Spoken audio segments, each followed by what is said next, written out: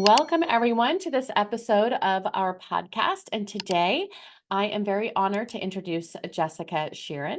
Jessica is a nationally certified school psychologist currently working in the Clark County School District. She received her bachelor's, master's, and education specialist degrees from the University of Missouri Columbia. Her professional interests include social and racial justice, neurodiversity affirming practices, state and local advocacy, interdisciplinary collaboration, early childhood education, and deaf education. In her time in Clark County, Nevada, Jessica has served as a mentor, practicum supervisor, intern supervisor, and CHAMPS trainer for school psychologists. She is currently serving as the president of the Nevada Association of School Psychologists. I am so excited to have you here, Jessica, and welcome. Thank you so much for having me. I'm really excited to be here. Excellent. And so we like to kick off really important questions first. What's your favorite TV show you're watching right now? Currently, I am working my way through all of the Star Trek series. I've made my way through the original series and Next Generation, and right now I'm on Voyager. I love it so much. I really enjoy watching this one, especially because it's just got a lot of really strong characters and a really strong female leader. So that's my current favorite. Awesome, awesome. Well, in one sentence, how would your colleagues describe you as a school psychologist? That's a good question. I think my colleagues would describe me as a school psychologist who is empathetic, understanding, and really great at building relationships. And when you think about that word colleagues, who were you like really channeling as part of that group that would be sharing that information about you? I think uh, I think fellow school psychologists would describe me that way. Um, but as this year has been especially interesting because I'm in a transitionary role. And so I've been hearing kind of a lot more of what the other school psychologists in my district think about me. And Okay. I guess when I think about colleagues, I think about the people in my buildings because that's who I've been working with in the district for so long. Um, and so, like, my administrators would say, I'm really great at building relationships and really great at explaining the role and function of a school psychologist to people who don't necessarily know and understand everything that I can do. So, I think some of the teachers that I work with, some of the administrators I work with would Mhm. describe me that way. Um, and I think if I think more broadly, as other school psychologists have been describing me this year, is that I am a pretty good advocate.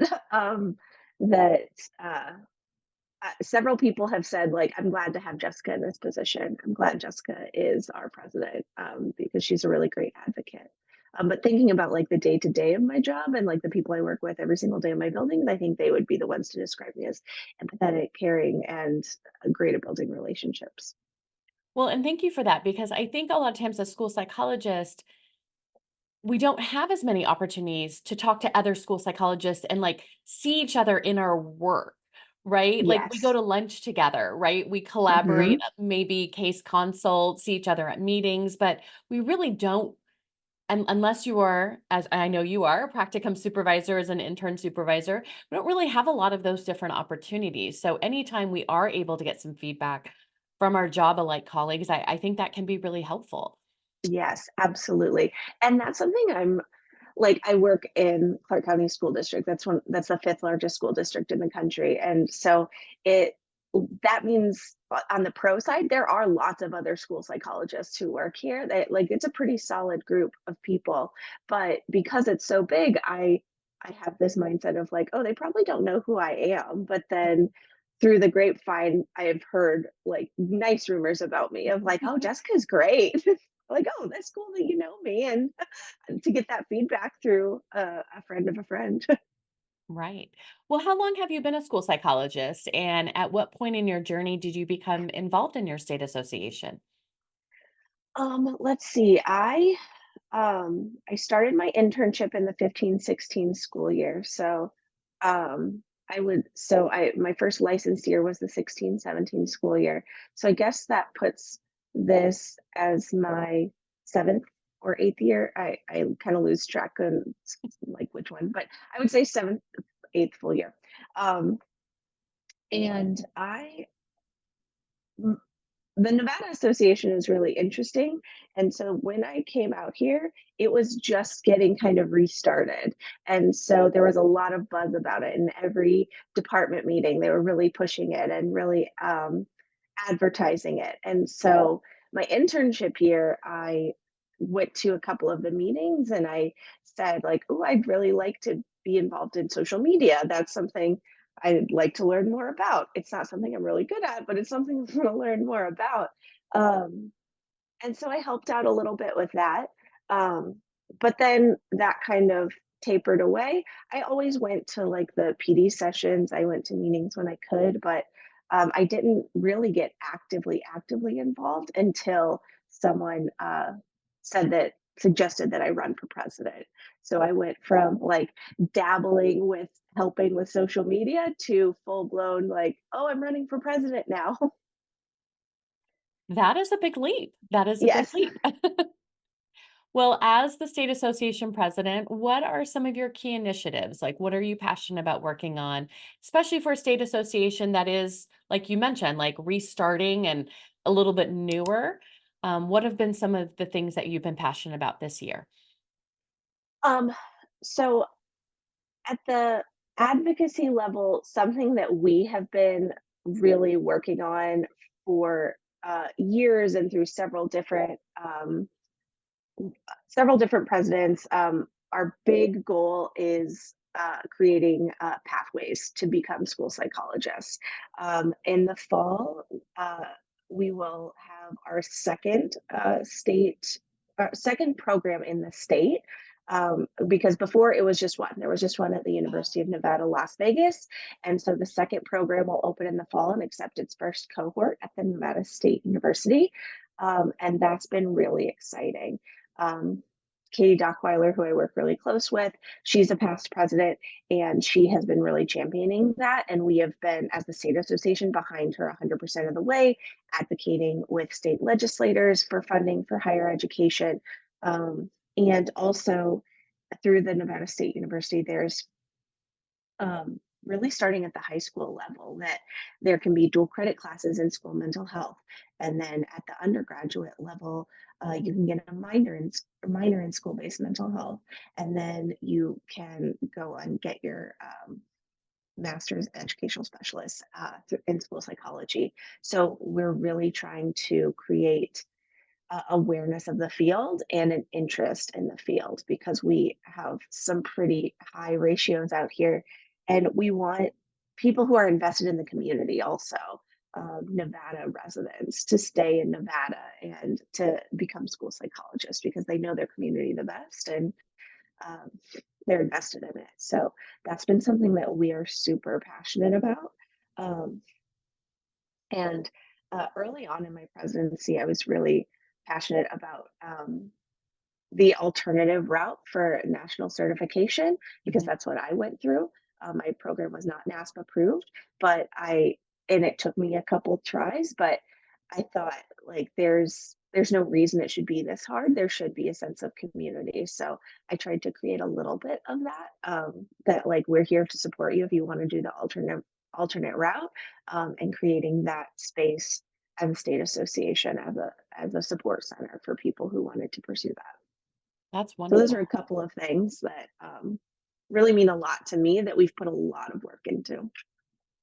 I love how your team has really been thinking about like all the way to the high school level, right? I think about how frequently we hear people in our field. There's so many people who have no idea our field even exists, right? Mm-hmm. And so many of us have that moment where we learned about the field of school psychology. For me, it wasn't until I was in my undergrad. I was already on a different path and I found this unique merge of education and psychology. And after I found out about that, there was no turning back. So that's, Mm-hmm. I think, amazing to really be thinking about how can we expose people to this field, so early on. I love that. Mhm. So with your state right now really only having one program, with the second one coming on board, do you have a lot of people who tend to move into your state, or are you guys just trying to keep all those Nevada graduates? We really I know the head of my department always says that, UNLV is our biggest recruitment tool, so we want the people who went through UNLV to stay here, and most of them do, but, because historically, it hasn't been super competitive, this year is, like, through also union advocacy, there has been huge growth in Clark County, to make the role and the compensation, competitive because it's hard. We lose a lot of people to Southern California because the on paper that pay looks really nice. Mhm. So it's hard sometimes make it to make it worth it to stay sometimes. But I would say the majority of UNLV graduates do stay. That's great. So which university is going to have the second program? Nevada State University. Awesome. Wonderful. It's another Southern Nevada university. Um, it would be amazing long term if we could get a program back up at Reno. But I know that one of the goals of Nevada State University is to make it accessible to rural Nevadans, um, because there aren't a ton of options. You have to go to a major city, and there is only now one approved online NASP approved online school psych program, and uh, so we want to increase access to higher education for the people who live in our rural and even frontier parts of Nevada. That is incredible. What is an accomplishment in your role as state president that you're most proud of?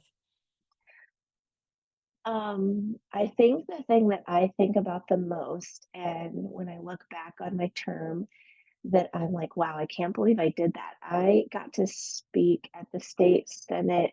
Um, I'm trying to think of like exactly how, like what it was phrased, but like the state committee for, or like the Senate subcommittee for education.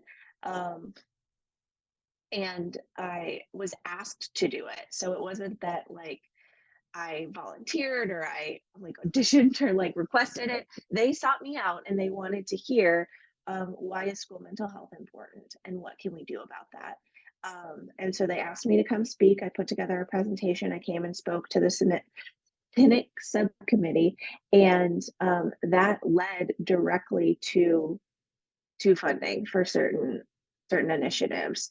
Um, so that's something where it's like, wow, I like advocacy and visibility is so important. Um, it as school psychologists, we can feel so isolated, Mhm. and that like sometimes it's like you're turning your wheels, and is what I'm doing actually making an impact? But people see it, and especially as like it feels like our state association is so small, but people are seeing it and people like value what we have to say. So that's my biggest takeaway, that like, wow, something I did directly led to something in my state, but also like people are seeing us and people value us. And this visibility is invaluable. That's incredible. I know that in my history with my state association, we've had different opportunities. Nothing as exciting as what you were just sharing, but to talk with different legislators at the state level. And I know one of the things that has been kind of maybe pulling people back from doing something like that, it's anxiety producing, right? To have to do something like that. So I'm curious, like, obviously I can just tell like how important advocacy is for you, but how did you get over any of that nervousness of talking to an education subcommittee? That seems like a big deal. Yeah, I will say I am naturally a very anxious person, but I there's nothing I can say that's going to be like, oh, just you just get over it, or I take my deep breaths. But um, I've heard this phrase and it's in the back of my mind whenever I'm about to do something important, and it's do it scared. That like you're never going to like, especially for me, that like sometimes sending an email makes me anxious. Sometimes getting on a plane makes me anxious, but I do it scared because it's important. And if it's imperfect, that's okay.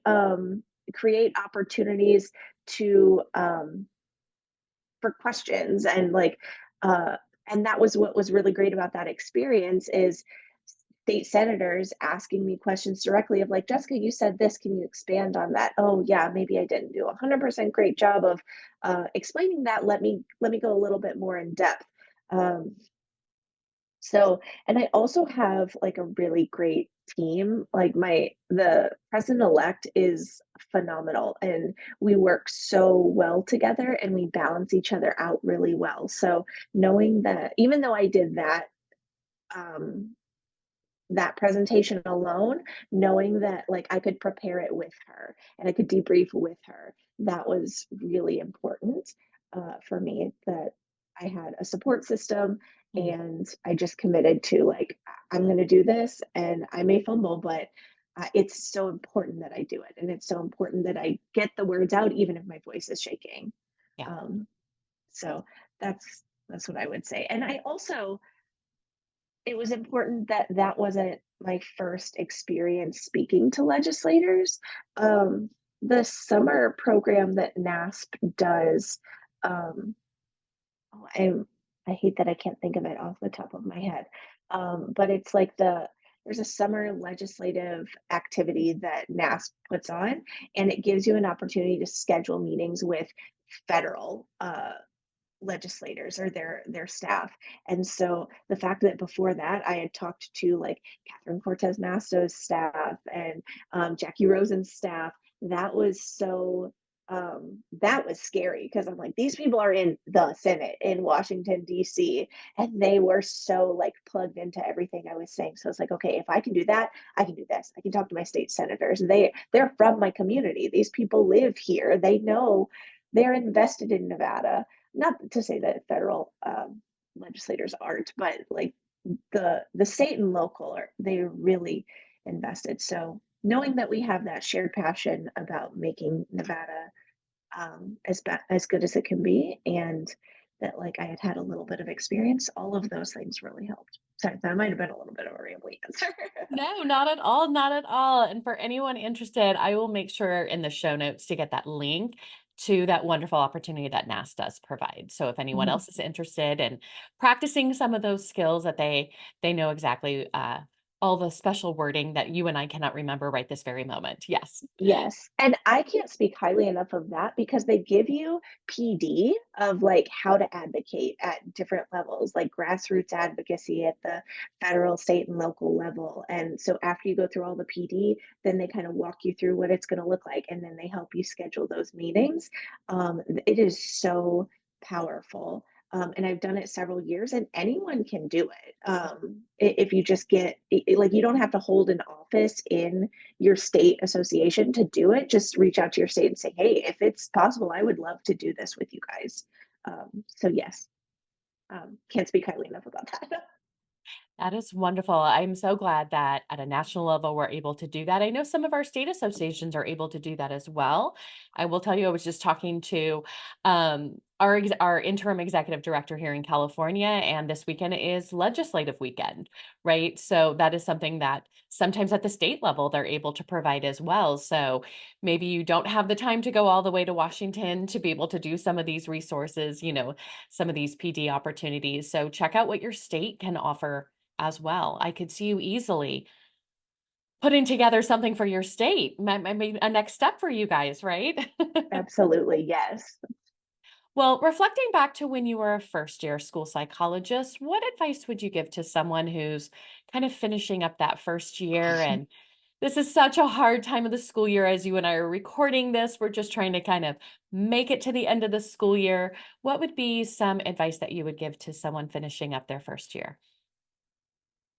Um, when I think back to my first year, I don't want to say because I don't want it to sound dismissive, that it was the easiest year of my career, but I did not have all the responsibilities that I have now. And so I wish I could go back and tell myself to soak it all in. Because as a first year, I've met a lot of first years who they feel like they need to know everything. I'm the expert. They're expecting me to know this. What I say impacts kids' lives. And all of that is true, but you're also never going to be in your first year again. So, my internship in first year, I leaned so heavily on that. And I would want to lean a little bit more into it of like, I don't know, but I'm going to find the answer for you. Or I I I felt pressure to know and to do and perform rather than, like, taking my time to really learn and figure it out. Um, and I wish all first years could soak that in a little bit and not feel this like, well, I have to know and I have to have the exact right answer. It's okay to not know as long as you do your best to figure it out. Um, and it's gonna be tough. Like, March Madness is real, and it's gonna be tough, but you're gonna be okay. You're gonna get through it. I have a sign in my offices that I always look at around this time. It always seems impossible till it's done, and my friend had to, like, say that out loud to me, recently because I was really in the pain cave of all these referrals, and she said, "Hey, Jessica, it always seems impossible until it's done. So it seems impossible right now, but then May, June, whenever the school year ends, it's gonna come. You're gonna be like, wow, I did that." Um, so just know, even if you can't see the light at the end of the tunnel, the light exists, even if you can't see it yet. I love that. I love that. Well, I know it can be interesting too. We've talked a little bit about university programs and preparation and such like that. One of the things I find that some of our programs aren't always thinking about how to support our school psychologists. So many of us are in leadership positions, whether we're a Mhm. state association president or we're just the leader at our school site in this field of special education. So, is there any advice that you would give to someone who's kind of not feeling like, we get that imposter syndrome sometimes in regards to sort of who am I to be in charge of or lead this team or lead this conversation? Any kind of advice in that area? It it can be tough, because I definitely felt underprepared in being a leader in a team, leader in a building. I still feel underprepared in my last year as being president. I feel like there's so many things, that I still could learn and know and do better. But I I think I actually learned this in one of my consultation classes, that about the different styles of, uh, leadership and the different styles of working with people. And I I see a lot of young school psychologists try to be expert type leaders, um, when in my experience, people follow you when they see it. So when they see that you can do it, and when they see that you're invested. So leading an RTI team is tough, because if you come at it from an expert role of this is a good referral, this is a bad referral, this is the data I need, um, sometimes um, that can feel a little bit, distancing, and that like, oh, they're not really here to help. But seeing like, hey, let's deep dive into this data and see what you're collecting, why you're collecting it, and how it informs your instruction, and let's see how we can modify. When you get in there and show that you're willing to offer something too, and not be a gatekeeper, that's when I see that people are more willing to follow me and people are more willing to listen to me when they can see like, okay, Jessica really is invested because she's done X, Y, and Z as the state president. Like, oh, Jessica really cares because she's done X, Y, and Z, and she has offered us X, Y, and Z. And I know not that kind of style isn't going to work for everybody, Mhm. but in my experience, leading by doing can really show your teams that you're there to support. And I know, like, I'm really guilty of this too sometimes, that feeling like you need to do one more thing, like, "Oh, this is one more thing on the to-do list to get in and to talk to this teacher." But, um, I'm trying to think of the wording of, like, there's some quote that people don't people don't care how much you know, they unless they know how much you care. Um, and so that's what I lead with. I lead with empathy, and I care about these kids. I care about this team. I care about this state.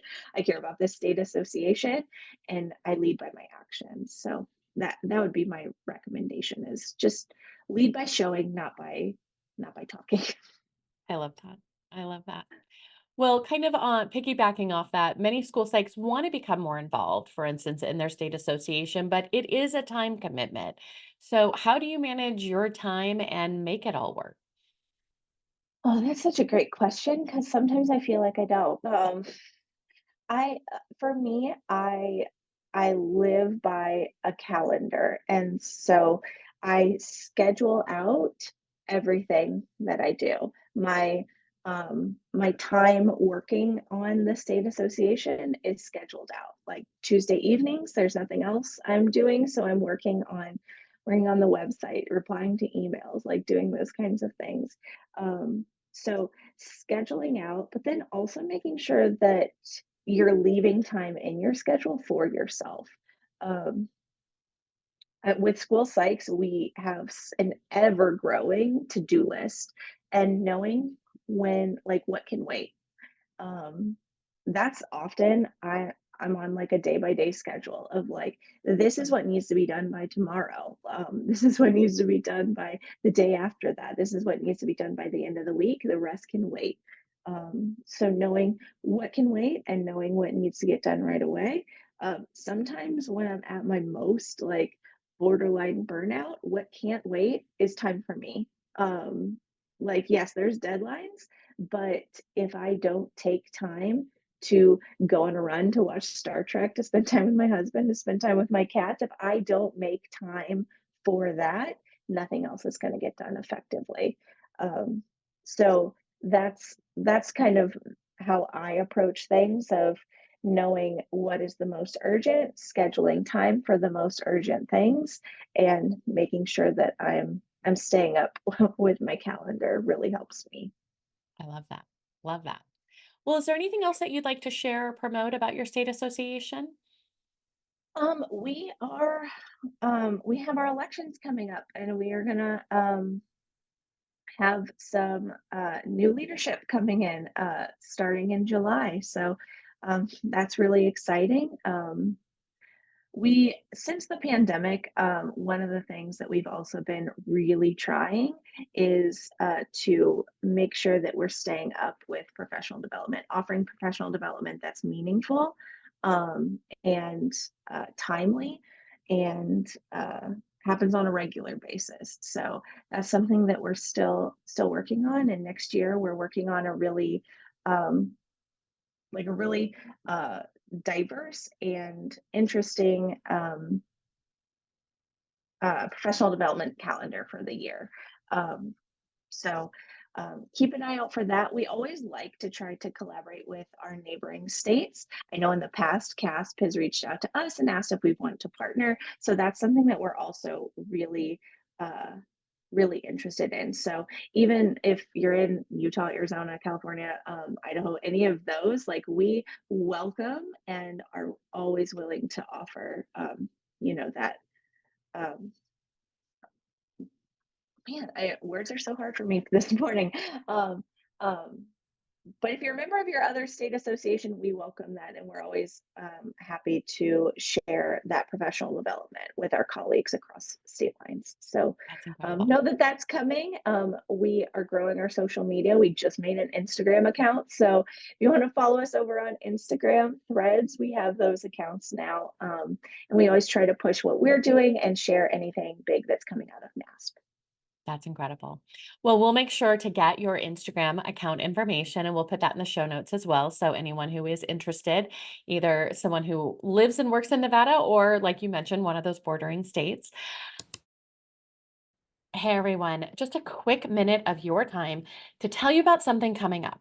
Summer Boot Camp 2024 has been scheduled, and we are looking forward to seeing you virtually from July 8th through the 19th. If you are new to Summer Boot Camp, it is 2 weeks of professional development with some Q&A sessions to help answer all of your lingering questions. Whether you're starting your internship this fall, your first year in this field, or your 20th year, we have sessions for you. This summer, I am unveiling my IEP report card, a way for you to self reflect and determine what is working and what areas are in need of some growth. We have resources all over the IEP report card. And to help you with those areas in need of growth, we have 12, yes, 12 professional development sessions over 2 weeks. Now, if you can't make the sessions live because you're actually going to enjoy your summer, no worries as we record everything. If you need some CEUs or a certificate of completion, we have those too. So head over to my website at jennyponzerk.com today or click on the link in the show notes to learn all about the sessions we are offering. I will see you in July. Last question for you today. This podcast is called The Prepared School Psychologist. When you think of that term prepared, what do you do to help yourself feel more prepared in your roles? I think the best way to feel prepared for any situation is to know know yourself enough to know that this is going to get done, and know that um, you can do it. But also, like, working through a situation of, like, okay, breaking it down into the smallest possible pieces also helps me really be prepared, of knowing, like, okay, this task may seem really big, but I know that I can do this. So this is like the next thing that needs to get done, and bringing it down into its smallest possible parts. So, like, even if it's something big, like speaking to the Senate, what's the smallest first thing I can do? Um, Task initiation can sometimes be really hard and make it hard to be prepared. But knowing that, like, okay, once I get this little thing done, then the rest is going to fall into place. So knowing how to break a situation down helps me be prepared. Knowing that I'm able to do something helps me be prepared. And to-do lists, to-do lists help me um, know that, okay, this is my list for the day, and this is what needs to get done. So those are the things that I think help me be prepared. That's wonderful. I will say I used that strategy the other day. I have a project I need to be starting to work on, and I have been procrastinating it because it's too big. It's just like Hmm. I know it's just going to be like something I'm going to be working on for months. And I finally just told myself, just work on it for 10 minutes. Like you can Hmm. stop after 10 minutes, but you're going to need to get started at some point. Let's at least get started with it. And, Hmm.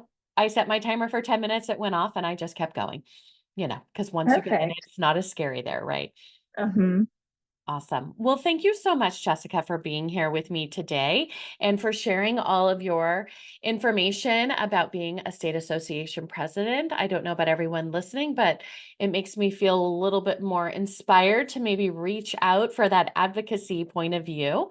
So thank you so much for everything that you do, for the students and families that you work with in your school district, and of course, for all of the school psychologists that you are helping to support in your state. So thank you so much. Of course. Thank you so much for having me. All right. We will see you all next time.